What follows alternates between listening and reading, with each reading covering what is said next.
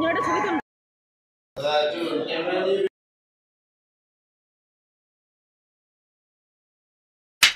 Welcome to my channel Karmakar Rahul vlogs. আশা করছি তোমরা সবাই খুব ভালো আছো, ইভেন তোমাদের পরিবারের সকলে সবাই খুব খুব খুব ভালো আছে।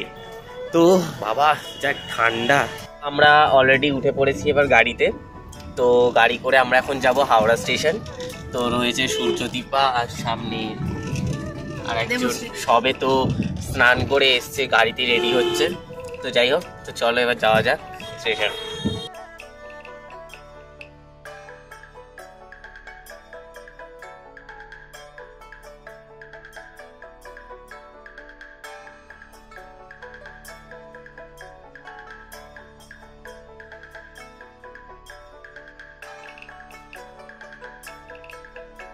এখন হাওড়া স্টেশন পৌঁছে গেছি, কিন্তু আমাদের মধ্যে একজন এখনো ফোন ধরছে না, আর একজন এখন এসে পৌঁছায়নি।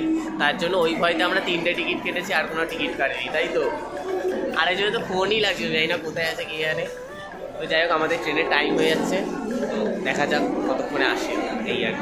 তারপর আমরা হাওড়া ছেড়ে চললাম তমলুকের পথে।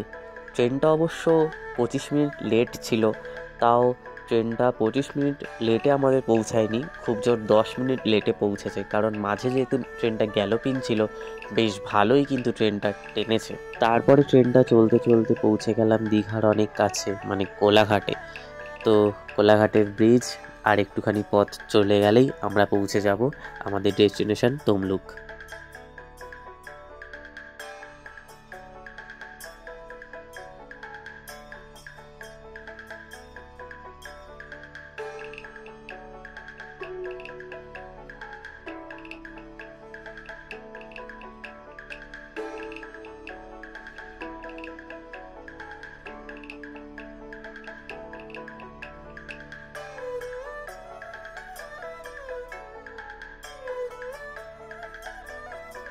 ট্রেনটা মাঝে এতবার হর্ন দিচ্ছে, এতবার দাঁড়িয়ে পড়ছে, মানে কিছু বলার নেই। মানে রীতিমতো আমরা বিরক্তি হয়ে গেছিলাম। তো তোমরা যারা যারা এই ট্রেনে যাবে তাদের অবশ্যই কিন্তু এই জিনিসটা পোহাতে হবে। তো কিছু করার নেই, যাওয়ার জন্য তো এইটুকুনি তো করতেই হবে। তো চলো, অ্যাট লাস্ট মানে 3-3.5 ঘন্টা জার্নি করার পর হাওড়ার লাইনটা খুব বাজে, পৌঁছে গেলাম তমলুক। তো এখন আমরা এখান থেকে টোটোর জন্য যাব, তারপর ওখানে টোটো ধরে যাব মন্দিরে।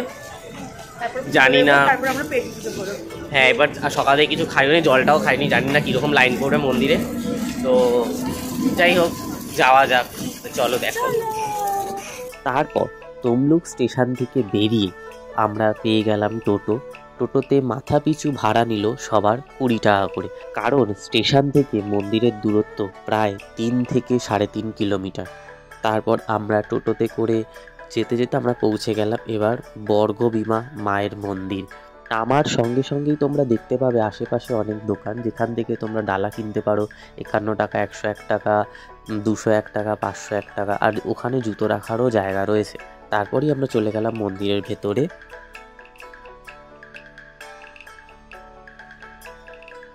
তমলুকের এই মন্দিরটি হলো সতীপীঠের প্রথম মন্দির। শোনা যায় সতী মায়ের বাঁ পায়ের গোড়ালি পড়েছিল এই মন্দিরে, তাই জন্য এই মন্দিরের নাম হয় বর্গবীমা। অন্নদামঙ্গল কাব্যেও এই মন্দিরের উল্লেখ আছে। এই মন্দির কবে প্রতিষ্ঠিত হয়েছিল সেটা নিশ্চিতভাবে জানা না গেলেও প্রায় 1100 বছর আগে ময়ূরবংশী রাজারাই এই মন্দিরের প্রতিষ্ঠাতা করেন। ধর্মীয় বিশ্বাস যাই থাকুক, এই মন্দিরের গুরুত্ব কিন্তু অসীম। কথিত আছে কালাপাহাড় অনেকগুলো মন্দির ধ্বংস করলেও এই মন্দির ধ্বংস না করেই তিনি ফিরে গেছিলেন। আরও শোনা যায় 1938 সালে সুভাষচন্দ্র বসু নাকি এই মন্দিরটি দর্শন করেন। এই বর্গবীমা মন্দিরের আরও একটি উল্লেখযোগ্য আকর্ষণ হলো এখানকার মায়ের ভোগ। এখানে প্রত্যেক দিন শোল মাছের টক দিয়ে মাকে ভোগ দেওয়া হয়। আর আমরা যেদিন গেছিলাম সেদিন চিংড়ি মাছের মালাইকারি, কাতলা মাছের কালিয়াও কিন্তু মাকে দেওয়া হয়েছিল। আর আগে থেকে বলা থাকলে বা সকাল 10টার মধ্যে যদি কুপন কাটলে, তাহলে আমরা সবাই, মানে যারা যারা এখানে দর্শন করছেন তারা সবাই এই ভোগ পেতে পারেন। আচ্ছা, আর এটা হলো যজ্ঞকুণ্ড বা হোমকুণ্ড। মন্দিরের সামনেই একটি নাট মন্দির আছে। তোমরা যারা যারা অঞ্জলি দিতে চাও, ওখানে একজন পুরোহিত থাকবেন, উনি সবাইকে অঞ্জলি দেওয়ার সুযোগ করে দেবেন, তাই তোমরা ওখানে অবশ্যই অঞ্জলি দিতে পারবে। মা বর্গভীমা মন্দিরের ইতিহাস নিয়ে প্রচলিত আছে নানান রকমের গল্প। সময় এখানে রাজত্ব করতেন ময়ূরবংশীয় রাজা তাম্রধ্বজ। শ্রীকৃষ্ণের অশ্বমেধ যজ্ঞের ঘোড়াটি নাকি তিনি আটকে রেখেছিলেন। তখন শ্রীকৃষ্ণ নাকি তাকে ঘোড়া ছেড়ে দেওয়ার অনুরোধ করেছিলেন।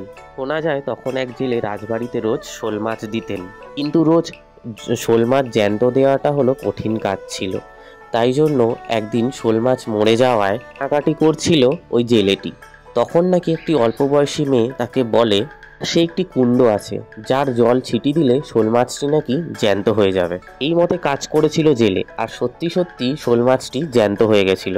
উড়িষ্যার রেগদিয়াল রীতিতে তৈরি এই মন্দিরটি 30 ফিট বেদির ওপর। মন্দিরটির উচ্চতা 60 ফুট।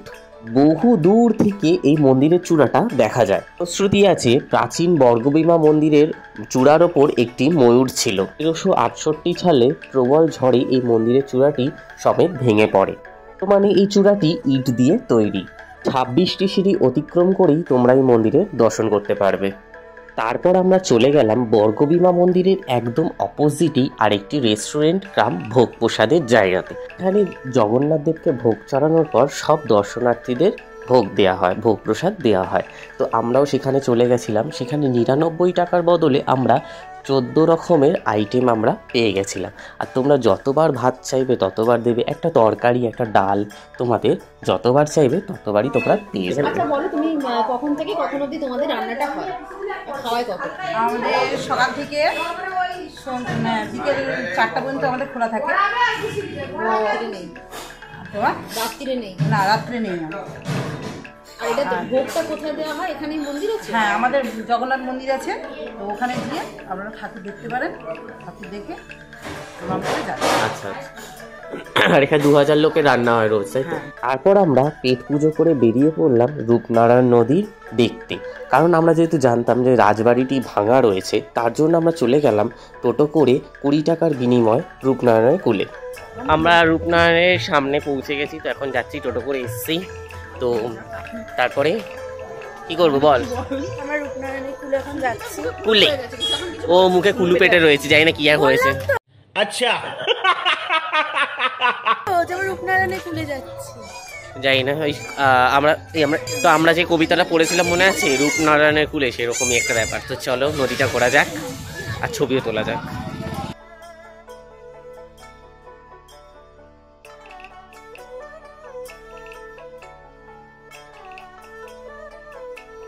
তো আমরা এখন যাচ্ছি, মানে এই জায়গাটা যেটা দিয়ে আমরা যাচ্ছি সেই জায়গাটা টোটালটাই মানে নদী, ঠিক আছে।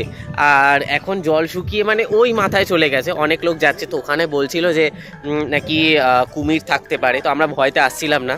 বাট অনেকে বলছিল যে না, ডাঙায় কেনই বা আসবে, সে তো জলে আছে। তো যাই হোক, তো সেই কারণে যাচ্ছি ওই দিকটা। তো চলো ঘোরা যাক, আর ঠাকুরের নাম নিয়ে যাই, দেখি কুমির আছে না কি আছে, তো দেখা যাক। নদীর পাড় থেকে নদীর জল যেখানে, সেখানে হাঁটতে হাঁটতে প্রায় 1 থেকে 1.5 কিলোমিটার তোমাদের হাঁটতে হবে। প্রায় ধরো 15 থেকে 20 মিনিট সেখানে হেঁটে হেঁটে আসার পর তোমরা তারপর গিয়ে জল দেখতে পাবে। আর জায়গাটা এতটাই সুন্দর, মানে এই পার থেকে ওই পার কিছুই দেখা যাচ্ছে না, মানে এতটাই ভালো লাগবে তোমাদের। তোমরা অবশ্যই যেও, আশা করছি তোমাদের সবার খুব খুব খুব ভালো লাগবে রূপনারায়ণ নদীটা। কি গন্ধ দেখেছিস, মালগুলো শুয়ে আছে। তো আমরা চলে এসেছি এখন রূপনারায়ণের কূলে। তো যেটা নিয়ে রবীন্দ্রনাথ ঠাকুর অনেক সুন্দর একটা কবিতা লিখেছে, সেই কবিতাটা তোমাদেরকে আমি শোনাবো, কিন্তু সেটা একটু পরে। আগে রাহুল কি বলছে সেটা তোমরা জেনে নাও।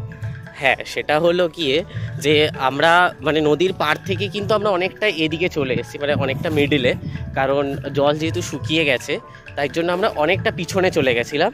তো যাই হোক, তাও নদীর একদম সামনাসামনি আমরা পৌঁছাতে পারিনি, তো তাও নদীটা তো দেখতে পেয়েছি, এটাই অনেক। এসছি 12 ঘন্টাও হয়নি বা 6 ঘন্টাও হয়নি, তার আগেই আমরা বাড়ি ফিরে যাচ্ছি। তো আমরা ওই নদীর ধার থেকে ডাইরেক্ট একটা টোটো করে ডাইরেক্ট এখানে চলে আসলাম। দেন এবার ট্রেন আসবে 3:57, দেন আমরা চলে যাব। ট্রেন অবশ্য 17 মিনিট লেট। হ্যালো। তো দেখা যাক, আগে টিকিটটা কাটি।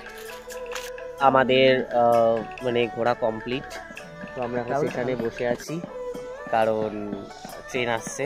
অবভিয়াসলি ট্রেন আসেনি এখনো। হ্যাঁ এখনো আসেনি, কারণ এখনো 20 মিনিট লেট ট্রেন, তাই তো। আমাদের বর্গভীমা মন্দিরের ঘোরা কমপ্লিট। মানে কালকের বাড়িতে আসার পর মানে এতটাই টায়ার্ড ছিলাম যে মানে আর ব্লগটা এন্ড করার আর কোনো ইচ্ছে হয়নি। তো এই কারণে নেক্সট ডে মানে আজকে এন্ড করছি। তো অবশ্যই তোমরা ভালো থেকো, আশা করছি ব্লগটা তোমাদের ভালো লাগবে। আর মন্দিরটা অবশ্যই তোমরা একবার না একবার হলেও যেও, ফ্যামিলি মেম্বারদের সাথে হোক বা বন্ধু বান্ধবদের সাথে হোক, অবশ্যই যেও। আর দেখতে থাকো কর্মকার হল ব্লগস। লাইক কমেন্ট শেয়ার অবশ্যই করো। যারা নতুন হয়ে থাকো অবশ্যই সাবস্ক্রাইব করে দিও। আর যদি কোনো ভুল হয়ে থাকে অবশ্যই আমাকে কমেন্ট বক্সে জানিও, তো সেটা ঠিক করার চেষ্টা করবো। তো দেখতে থাকো ততদিন তোমরা, আর বাই।